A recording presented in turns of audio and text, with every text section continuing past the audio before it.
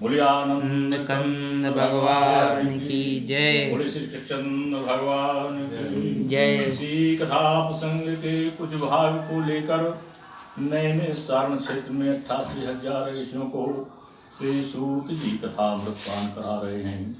इसी कथा प्रसंग के कुछ भाग को लेकर राजा परीक्षित को श्री सुखदेव जी कथा अमृतपान करा रहे हैं, जहाँ पर सुंदर सुंदर बालू के लहरियादार बिछौने पड़े हुए हैं। एक ओर ब्रह्मर्षि, एक ओर राजर्षि, नारद देव आदि सभी उपस्थित हैं।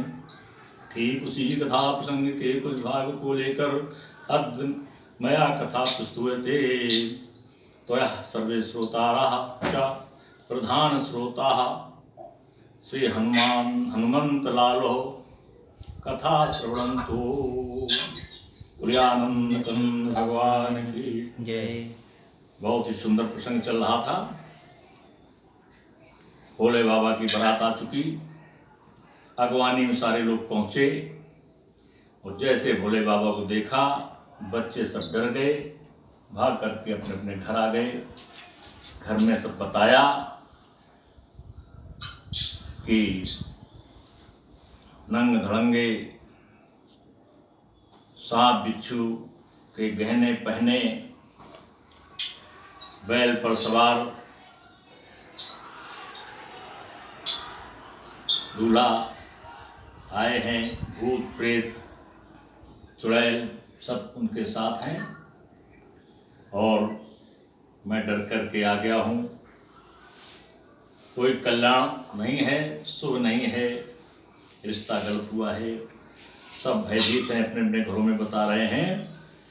बड़े बुजुर्गों ने जो घर में थे, दादी दादा बाबा, उन्होंने समझाया है बच्चों को, अपने साथ समझाया है कि समुझ महेश समाज सब और जननी जनक मुस्काए। बहुत ही मुस्कुराते हैं बच्चों की बातों को सुन करके और कहते हैं ये भगवान शंकर का समाज है।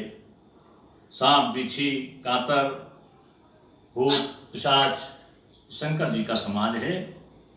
मुस्कुराते हुए बच्चों को समझाते हैं, भयभीत मत हो, बाल बुझाए विविध विधि निडर हो, डरना है, कोई डर नहीं है। विविध प्रकार से, अनेकों प्रकार से कहानियां सुना सुना करके, वृतांत बता बता करके, उदाहरण दे दे करके समझा रहे हैं अपने बच्चों को कि डरो नहीं, ये उनका समाज ही है। जिस समाज जिसका जैसा समाज होता है वो वैसा ही होता है उनका समाज, इसलिए डरने की वाली बात नहीं है। श्री धनी जागवा सेवा समूह द्वारा संचालित श्री रामचरितमानस सत्संग, हनुमान जी प्रधान श्रोता, आज हम सभी सौभाग्य से ईश्वर की कृपा से उपस्थित हैं। सत्संग में सुन रहे हैं दोहा, बालकांड का दोहा नंबर 95। इस समुझ महेश समाज सब और जननी जनक मुस्काई, बाल बुझाए विविध विधि निडर हो डरना डरना। ये समझाया है बड़े बुजुर्गों ने बच्चों को, जो बच्चों ने आकर के घर में बारात को बताया है। बारात का ले अगवान बारात ही आए, दिए सबही जनवास सुहाए। और मैं ना सुर आरती संवारी, संग सुमंगल गावही नारी। अगवानी करके हिमांचल बारात को घर ले आए, हरियाणी जनवासे में ले आए। बारात जनवासे में ठहर गई और वो दरवाजे पर बारात आ गई। सभी लोग स्वागत सम्मान के लिए चल देते हैं। मैना ने बढ़िया सुंदर सी आरती सजाई है, वर की आरती उतारने के लिए, यानी भगवान शंकर की आरती उतारने के लिए।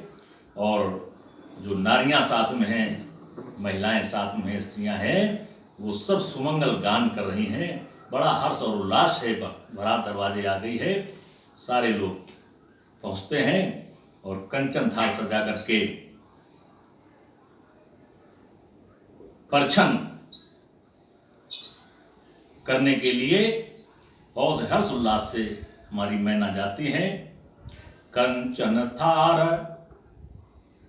सोह वर पानी।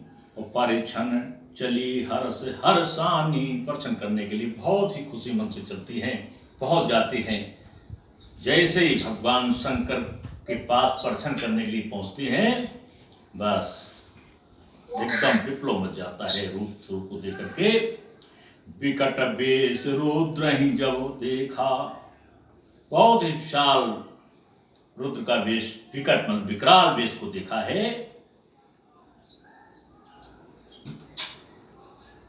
अवलन उर भय भयो विशेखा, अबला कहते हैं नारियों को, जितनी नारियां थी विशेष प्रकार उनको दुख प्राप्त हुआ है और एकदम परेशान हो जाती हैं।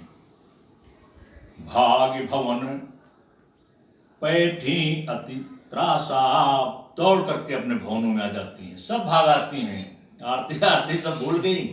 जैसे भगवान शंकर को देखा दौड़ करके अपने अपने घरों में आ जाती हैं, बड़ी दुखी हो जाती हैं। गए महेश जहां जन्माशा, भगवान शंकर क्या करें, ना तो उनका परिछन हुआ ना आरती हुई, सब भाग गए अगवानी करने वाले, डर गए भूत पिशाच वो भगवान शंकर के वेश को देख करके। तो भगवान शंकर अकेले क्या करें, तो दूल्हे राजा भी अपने जन्माशय में जाकर के बैठ जाते हैं, कोई था ही नहीं आरती करने वाला, परिछन करने वाला, भाग गए सारे लोग। मैना हृदय भयो दुख भारी, मैना कहते हैं बड़ा दुख होता है जब किसी माँ को उचित दामाद न मिले, तो बड़ी पीड़ा होती है। और सजी बारात हो, दुल्हन सजी हो, दरवाजे पर शहनाई बज रही हो, बारात आ गई हो, और फिर ऐसी वहाँ अनहोनी, ऐसी विषमताएं, ऐसी विडंबनाएं, ऐसी परिस्थितियां सामने आ जाएं, तो माँ की दशा को देखा नहीं जा सकता है। आज वही दशा हमारी मैना की है। मैना हृदय भयो दुख भारी, कष्ट तो सभी को था, सभी नर नारियों को कष्ट था, लेकिन मैना जो माँ थी, माँ को विशेष कष्ट था। लीनी बोले गिरीश कुमारी, गिरीश कुमारी को बुलाया, यानी पार्वती को बुलाया, अपनी गोद में बिठा लिया। बड़ा कष्ट है, समझा रही है मैना मैया पार्वती को। अधिक स्नेह गोद बैठारी, श्याम सरोज नयन भरे बारी, काली काली आंखें हैं कमल नयन जैसी माँ सुनैना की। अस्तुपात हो रहा है, गोद में मैया पार्वती को बिठाले हैं। बड़ा ही स्नेह है मैया पार्वती से बेटी, हर माँ को बेटी से बड़ा स्नेह प्यार होता है। हर माँ चाहती मेरी बेटी सुखी घर जाए, सुखी घर में रहे, और इसीलिए लड़कियों को घर में त्रासना नहीं दी जाती है। न जाने कैसी ससुराल मिले, कैसा पति मिले, कैसा वहाँ का समाज मिले, कैसे घर वाले मिले। प्रयास होता है हर माँ बाप का कि अपने यहाँ जब तक बेटी है तब तक सुखी रहे, पता नहीं भविष्य को सुख मिलेगा या नहीं मिलेगा। लेकिन जब विवाह के समय ही ऐसी स्थितियाँ सामने आ जाएं कि पत्नी बेटी को सुख मिलेगा ही नहीं, तो बड़ी विषम स्थिति हो जाती है। आंसुपात करती हुई गोद में पार्वती को बिठा करके नयन में आंसू भरे हुए कह रही है, जेहि विधि तुम्हें रूप असदीना, जिस प्रकार से तुमको इतना सुंदर स्वरूप दिया है भगवान ने, बहुत ही सुंदर स्वरूप दिया है। तेहि जड़े बरु बाउर कसकीना, इस बाउरे को कैसा, इस तुम्हारे होने वाले पति को कैसा रूप दे दिया, इसको बावरा बना दिया, ये कैसी विडंबना है, ये विधाता ने कैसा किया है। कसकीन है बरु बौरा, विधि विधि बौरा गया है, विधि पागल हो गया है, ब्रह्मा पागल हो गया है, सृष्टिता पागल हो गया है, न जाने कैसी रचना कर रही है।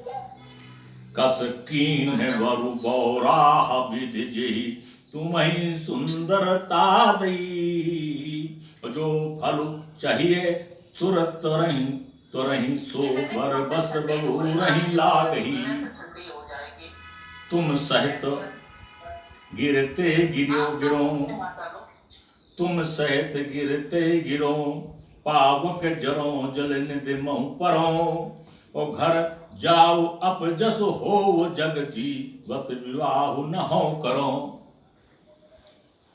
ये मैना ने कहा बेटी को समझाते हुए कि विधाता बौरा गया है, जिसने तुम्हारे वर को ऐसा रूप दिया है, जितना सुंदर तुमको बनाया है तुमको भी उसी साथ बनाना चाहिए था।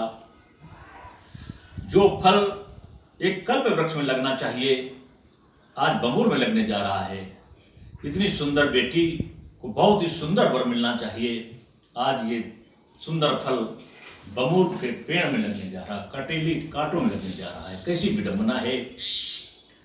तुम सहत गिरते गिरो, कहती बेटी मैं ये विवाह नहीं करूंगी, तुमको लेकर के मैं पर्वत से नीचे गिर जाऊंगी, अपने प्राण त्याग दूंगी, पावक जलों अग्नि में जल जाऊंगी, जलनिध मोह परों समुद्र में डूब जाऊंगी,